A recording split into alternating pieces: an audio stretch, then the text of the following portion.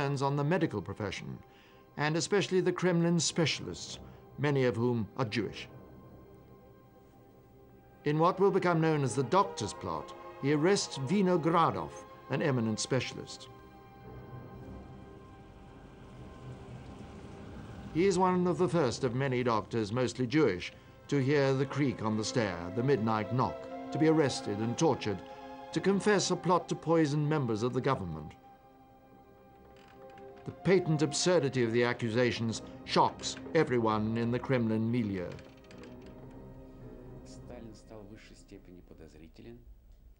Stalin became extremely mistrustful, capricious, and unpredictable. Everyone felt, and I think their presentiment was correct, that the case of the doctors was to be the signal of a new gigantic wave of purges in the country, and that if he did not die, then we would have even worse purges than we had had in the 30s. Stalin's dacha. In Moscow government circles, all eyes are turned towards the unpredictable leader.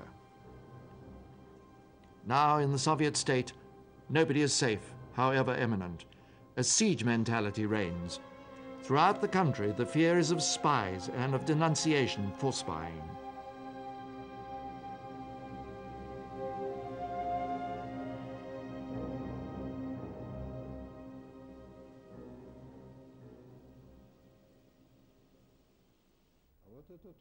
Alexei Rabin was one of Stalin's bodyguards. He has collected the reports surrounding Stalin's death.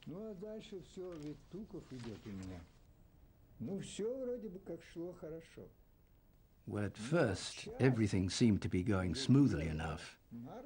That it was already 1 o'clock, and Stalin hadn't called for anybody yet. At 2, there was no call. Then again at 3, nothing. What could all this mean? Stalin's sleeping routine had been completely ruined. That was the problem. Well, at approximately 6:30 p.m., a light came on in the big hall, so everybody relaxed a little. Now he's bound to call somebody. But there was still no call.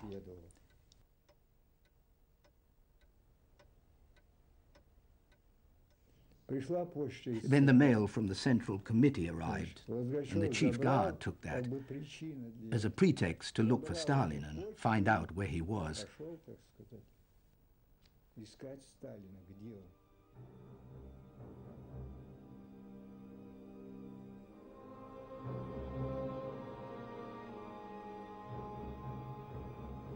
And when he went in, there was a terrible sight.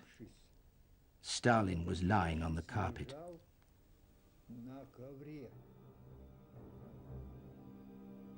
The guards lifted him onto the sofa and placed a rug over him.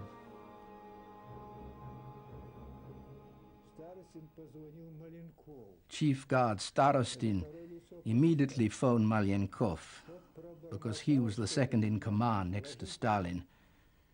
He mumbled something incomprehensible in the receiver and hung up. The other guard, Logachev, remained there, keeping watch over the ailing Stalin. Then Malyenkov called for a second time. Can you imagine the nerve of the man? Go and find Beria, yourself. I can't find him.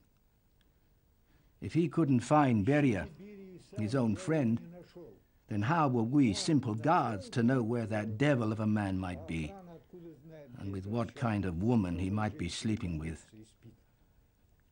At last, some 40 minutes later, Beria finally phoned saying, "Don't tell anybody about Comrade Stalin's death," and then just hung up the phone.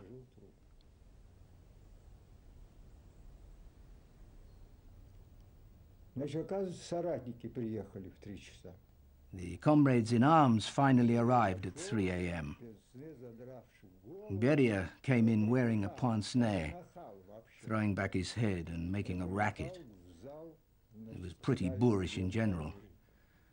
So he noisily came into the hall where Stalin was lying Malienkov had a new pair of boots, which were squeaking, so he took them off in the anteroom, in the corridor, put them under his arm, and came in his socks. Well, the comrades in arms stood around for a while, and then Stalin began to wheeze. So Beria said, "Logachev, what did you raise such a scare for? Can't you see that Comrade Stalin is just asleep? Stop worrying us and don't disturb him further." But Joseph Stalin was not simply sleeping. Finally, the doctors came. Their hands were shaking so much they couldn't even cut his shirt off him. Well, just imagine their state of mind. Not only were they confronted with the sight of Stalin dying before their very eyes, but also they had that butcher Beria looking over their shoulder the whole time saying, "Can you guarantee Comrade Stalin's life? Go ahead with emergency surgery, but I warn you, if he dies, the doctor responsible will be shot." He dies during the night.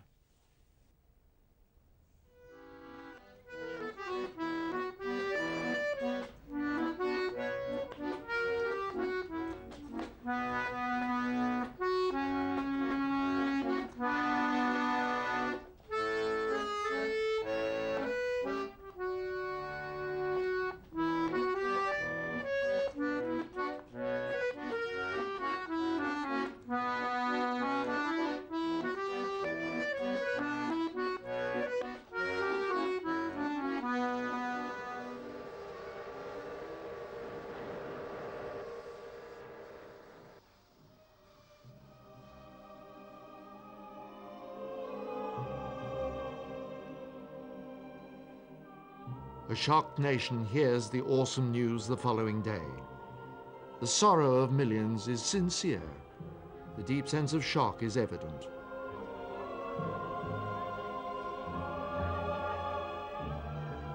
It is as if the protection of an autocratic father has been withdrawn.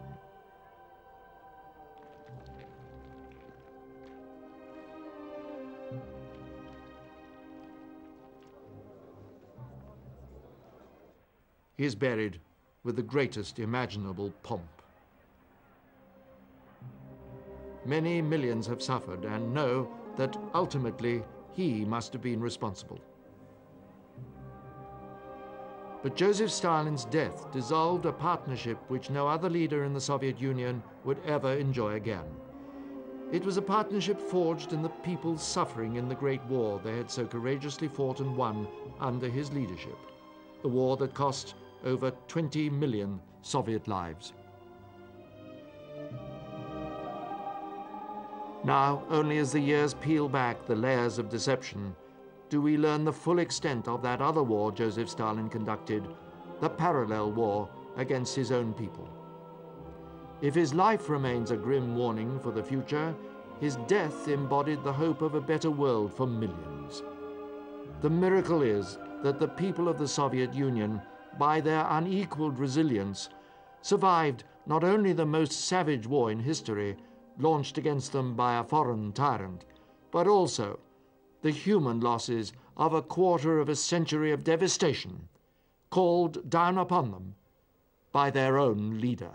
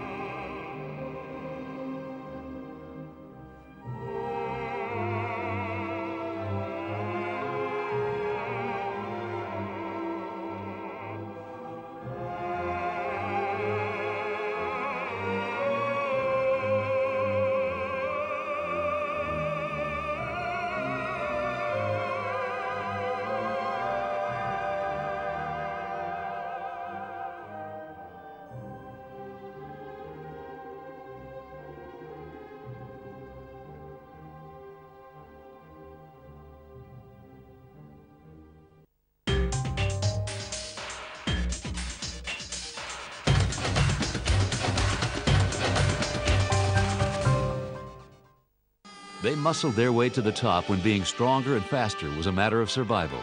They belched black smoke and shattered records with ease. They were the largest steam locomotives ever built, giants that prowled the rails. Their story next on Trains Unlimited.